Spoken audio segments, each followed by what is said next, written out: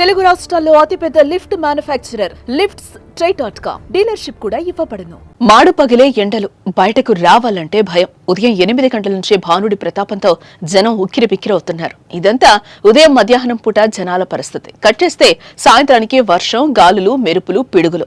ఇలా ఒకవైపు ఎండలు, మరోవైపు వర్షాలతో తెలుగు రాష్ట్రాల్లో వాతావరణం డిఫరెంట్ గా ఉంటోంది. గత వారం రోజులుగా ఎండలతో పాటు తెలుగు రాష్ట్రాల్లో వర్షాలు కురుస్తూనే ఉన్నాయి.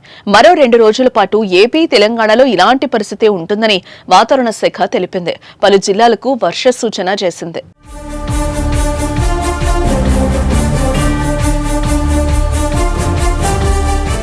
తెలంగాణలో హైదరాబాద్, రంగారెడ్డి జిల్లాలతో పాటు సిద్దిపేట, హనుమకొండ, వరంగల్, జనగామ, మహబూబ్ నగర్, యాదాద్రి, నల్గొండ, సూర్యాపేట, ఖమ్మం, నాగర్ కర్నూలు జిల్లాలతో తేలికపాటి నుంచి మోస్తరు వర్షాలు కురుస్తాయని వాతావరణ శాఖ తెలిపింది.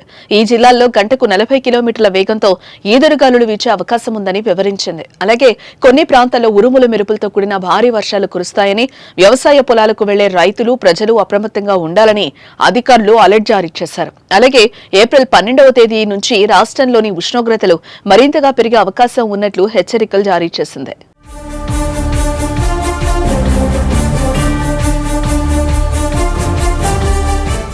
అటు ఆంధ్రప్రదేశ్లో గురువారం మన్యం, అల్లూరి, అనకాపల్లి, కాకినాడ, కోనసీమ, తూర్పుగోదావరి, ఏలూరు, ఎన్టీఆర్, గుంటూరు, ప్రకాశం, నంద్యాల, అనంతపురం, శ్రీ సత్యసాయి జిల్లాల్లో అక్కడక్కడ పిడుగులతో కూడిన వర్షాలకు అవకాశం ఉంది.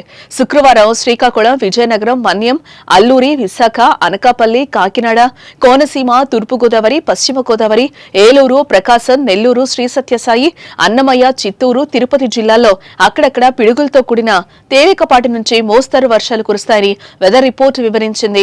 ఆంధ్రప్రదేశ్లో 17 మండలాల్లో గురువారం వడగాలుల ప్రభావం చూపే అవకాశం ఉన్నట్లు విపత్తుల నిర్వహణ సంస్థ మేనేజింగ్ డైరెక్టర్ రోణంకి కూర్మనాథ్ తెలిపారు. శుక్రవారం 7 మండలాల్లో తీవ్ర, 66 మండలాల్లో స్వల్పంగా వడగాలులు వీచేందుకు అవకాశం ఉందన్నారు.